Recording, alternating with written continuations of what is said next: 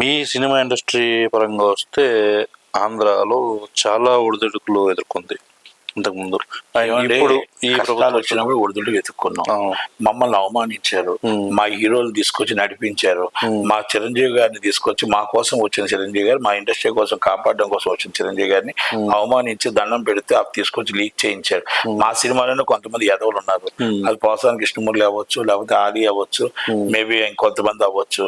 అది ఏమండి పలానా పెద్ద అయినా ఆయన్ని అవమానించడం కరెక్ట్ కాదు కదా, ఇది ఎంత దాకా కరెక్ట్ అని అడగలేని పరిస్థితుల్లో, అడగలేని దేహి అని పరిస్థితుల్లో కాలు మోకరించి దేహం కిందన ఆ జగన్మోహన్ రెడ్డి గారు కాలు ముక్కుతూ కూర్చున్న వ్యక్తులు వీళ్ళంతా. అలాగే కొంతమంది ఏంటంటే మా సినిమా ఫీల్డ్ లో ధైర్యం లేదు, ఎదిరించే ధైర్యం లేదు, ఎదిరించి మాట్లాడే ధైర్యం లేదు. మా హక్కు మేము డబ్బు ఇచ్చి మేము సినిమా తీసుకుంటున్నాం, డబ్బు ఇచ్చి మేము తీస్తున్నాం, మేము గవర్నమెంట్కి ట్యాక్స్ కడుతున్నాం, మమ్మల్ని ఎందుకు మీరు వేధిస్తున్నారని అడిగే ధైర్యం లేదు. వాస్తవంగా నేను మాట్లాడుతున్నాను. మా వాళ్ళకి ఆ ధైర్యం ఉన్నప్పుడు మేము గట్టిగా ఉండేవాళ్ళం. ఆ ధైర్యం లేదు కాబట్టి వాళ్ళు ఆడుకున్నారు. భయం గుప్పట్లో ఇండస్ట్రీ ఉండే కనుక అవన్నీ ఆడుకున్నప్పుడు చంద్రబాబు నాయుడు గారు కానీ, పవన్ కళ్యాణ్ గారు కానీ సినిమా ఇండస్ట్రీ కోసం తెలుసు, కష్టం తెలుసు, నష్టం తెలుసు, బాధ తెలుసు, ఇండస్ట్రీ కార్మికుల బాధ తెలుసు, అందరికీ తెలుసు. కాబట్టి పెద్ద అయిన చిరంజీవి గారు ఆ రోజు మా అందరి కోసం, బాబు ఇండస్ట్రీ కోసం ఆయన ఒక 2 మాటలు పడిన, ఒక అడుగు కిందకి దిగిన, మా ఇండస్ట్రీ కోసం కదా, మా సినిమా వాళ్ళ కోసం కదా అని పాపం ఆయన అన్ని అవమానం భరించాడు. కానీ ఆ అవమానంకి ఏమైంది? ఆయనకు అవమానం అయింది. ఆయనకు అవమానం అవలే, ఆయన అందరూ ఎక్కాడు. ఇప్పుడు ఆంధ్రప్రదేశ్ ప్రభుత్వంలో మీ ఇండస్ట్రీకి సంబంధించి పవన్ కళ్యాణ్ గారు ఒక కీ రోల్ ప్లే చేసే పొజిషన్ లో ఉన్నారు కదండి. ఆయన సినిమా ఇండస్ట్రీలో చిరంజీవి పవన్ కళ్యాణ్ గారు పోస్ట్. పవన్ కళ్యాణ్ గారు నాట్ ఓన్లీ హీరో, ఇక్కడ హీరో, పొలిటికల్. చంద్రబాబు నాయుడు గారికి అన్ని తెలుసు. సినీ ఆటోగ్రఫీ 1983, సినీ ఆటోగ్రఫీ మినిస్టర్ 82, సినీ ఆటోగ్రఫీ మినిస్టర్ చేశారు ఆయన. కనుక ఆయనకు అన్ని తెలుసు. అన్ని కూడా ఆయన ఫస్ట్ నుంచి సినిమా ఇండస్ట్రీ తెలుసు. సినిమా ఇండస్ట్రీకి అల్లుడు ఆయన.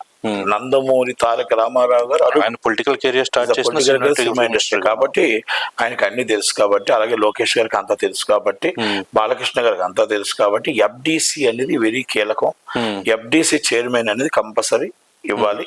ఆ ఎఫ్డిసి చైర్మన్ మా సినిమా వాళ్ళకి ఇవ్వాలి, ఆ సినిమా వాళ్ళకి ఇవ్వాలి. ఎందుకంటే మాకు అక్కడ మెంబర్స్ ఇస్తే మాకేం కావాలి? మేము విశాఖపట్నంలో ఈ సినీ ఇండస్ట్రీ తెలంగాణలో ఉండాలి, ఆంధ్రప్రదేశ్లో సినీ ఇండస్ట్రీ ఉండాలి, విజయవాడలో ఉండాలి, తెలంగాణలో ఉండాలి, అలాగే మాకు మదనపల్లిలో ఉండాలి, తెలంగాణలో ఉండాలి, అలాగే తిరుపతిలో ఉండాలి, తెలంగాణలో ఉండాలి, రాజమండ్రిలో ఉండాలి, తెలంగాణలో ఉండాలి. గవర్నమెంట్ స్టూడియోస్ మేము కట్టే స్టూడియోలు కాదండి, గవర్నమెంట్ అండ్ స్టూడియోస్ డైరెక్ట్లీ అది విశాఖపట్నం 2 స్టూడియోలు కట్టాలి, అలాగే రాజమండ్రిలో ఒక స్టూడియో కట్టాలి, తిరుపతిలో ఒక స్టూడియో కట్టాలి, విజయవాడలో ఒక స్టూడియో కట్టాలి. గవర్నమెంట్ ల్యాండ్ లో స్టూడియో కట్టి డెవలపింగ్ చేయాలి. అలాగే ప్రతి డిస్ట్రిబ్యూటర్ కి ల్యాండ్ ఇవ్వాలి, ఏరియాలో ప్రతి ప్రొడ్యూసర్ కి ల్యాండ్ ఇవ్వాలి, ప్రతి హీరోకి ల్యాండ్ ఇవ్వాలి.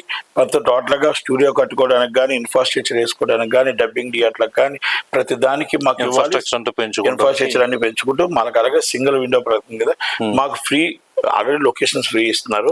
పోర్ట్ ఏరియా కానీ మొత్తం టోటల్ సెంట్రల్ గవర్నమెంట్ కూడా మీరు ఆధీనంలో తీసుకొని మా షూటింగ్స్ ఎక్కువగా చేసుకునే విధంగా మాకు మొత్తం టోటల్ గా పర్మిషన్లు అవన్నీ మాకు వచ్చే విధంగా, కార్మికులు అక్కడ ఉండే విధంగా, కార్మికులు ఇక్కడ చిత్రపూరి కాలనీ లాగా అక్కడ విశాఖపట్నంలో ఒక చిత్రపూరి కాలనీలా పెట్టి దానికి మొత్తం టోటల్ గా ల్యాండ్స్ ఇచ్చి కార్మికులు అక్కడ ఉండి అక్కడే పనిచేసుకునే వాళ్ళకి అందరికీ ల్యాండ్లు ఇచ్చి ఇల్లు కట్టేసి ఇచ్చి, అలాగే డబుల్ బెడ్రూమ్ ఇల్లు కట్టించి ఇవ్వాలనేది నా మనవి.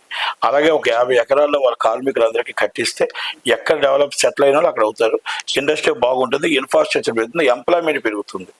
కనుక ఒక పరిశ్రమ వస్తే ఆ పరిశ్రమలో కొన్ని లక్షల మంది ఉద్యోగాలు వస్తాయి, ఆ పరిశ్రమలో కొన్ని లక్షల రూపాయలు ఇన్కమ్ వస్తుంది. కనుక అవన్నీ చెయ్యాలి కాబట్టి దానికి అందుకే అవన్నీ మాట్లాడడం కోసం ఎఫ్డిసి చైర్మన్ మా సినిమా వాళ్ళకి ఇవ్వాలి. మా ఎఫ్డిసి డైరెక్టర్లు, సంస్కృత చైర్మన్, సంస్కృత కార్యక్రమాలకి మాకు, అలాగే టూరిజం సినిమాటోగ్రఫీ మినిస్టర్ అనేది మాకు తెలిసిన ఇవ్వాలి, తెలిసిన వాళ్ళకి ఇవ్వాలి. అది బాలకృష్ణ గారికి ఇచ్చినా పర్లేదు, లేకపోతే ఇంకోళ్ళకి ఇచ్చినా పర్లేదు, లోకేష్ గారికి ఇచ్చినా పర్లేదు. సినిమా ఇండస్ట్రీ లోటుపాట్లు తెలిసిన వాళ్ళకి ఇస్తే మేము మాట్లాడడానికి అవకాశాలు ఉంటాయి. కనుక ఆయన మాకు ఇస్తే మేము కొంచెం మాట్లాడుకొని చేయడానికి అవకాశాలు ఉంటాయి కాబట్టి మేము అడుగుతున్నాం. కనుక నేను ఎఫ్డిసి చైర్మన్ ఆశిస్తున్నాను, ఆశించడంలో తప్పలేదు.